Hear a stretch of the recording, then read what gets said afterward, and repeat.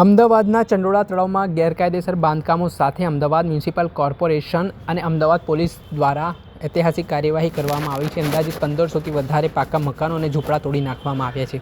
આ ખૂબ જ મેગા ડિમોલેશનની કામગીરી માનવામાં આવી રહી છે અને આના સંદર્ભમાં આજે અમદાવાદના police commissioner Gyanendrasinh Malik, Ahmedabad municipal કોર્પોરેશનના કમિશનર બચ્છાનિધિ પાની સાથે ગુજરાતના ગૃહમંત્રી હર્ષ સંઘવી છે તે ચંડોળા તળાવની મુલાકાત લેવા માટે પહોંચ્યા હતા, જેમાં તેમણે અધિકારીઓ સાથે ચર્ચા કરી હતી, સમગ્ર ઘટનાનું નિરીક્ષણ કર્યું હતું।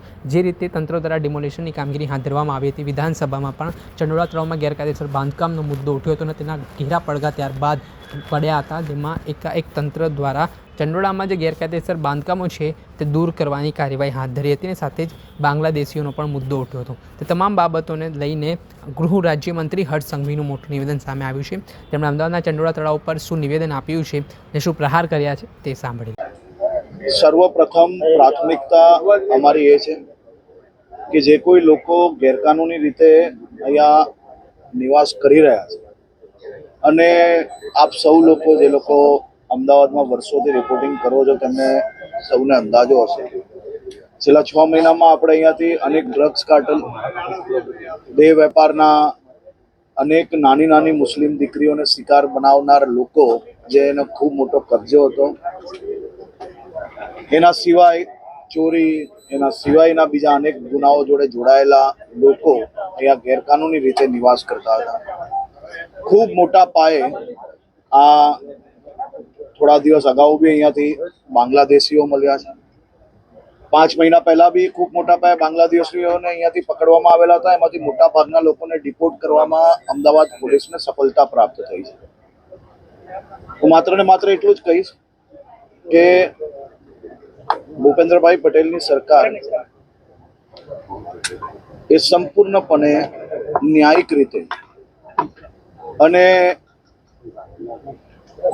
નિયમો પ્રમાણે સંપૂર્ણ કાર્યવાહી કરતી આવી છે અને આવનારા દિવસોમાં બી કોઈ બી જગ્યા પર સંપૂર્ણ નિયમ આધારિત જ કાર્યવાહી કરવામાં આવશે। વર્ષોથી અનેક કારણોસર, અનેક સ્ટેના કારણે આ સૌ લોકોને અહીંયા કબજો કરવાનો અવસર પ્રાપ્ત થયો, પરંતુ કાયદાકીય લડાઈઓ લડીને રાજ્ય સરકારે બધા જ સ્ટે વેકેન્ટ કરીને કાલે ચંડોળા તળાવની આસપાસનું ખૂબ મોટું એન્ક્રોચમેન્ટ ક્લિયર કરવામાં સફળતા પ્રાપ્ત થઈ છે। આવનારા દિવસોમાં જૂનું અમદાવાદ એટલે કે જ્યાં તળાવ પાણી ભરેલું સૌને નજરે પડતું હતું, ફરી એકવાર એ દિશામાં મહાનગરપાલિકા લઈ જવા માટે આ કામગીરી કરી રહી છે। આભાર।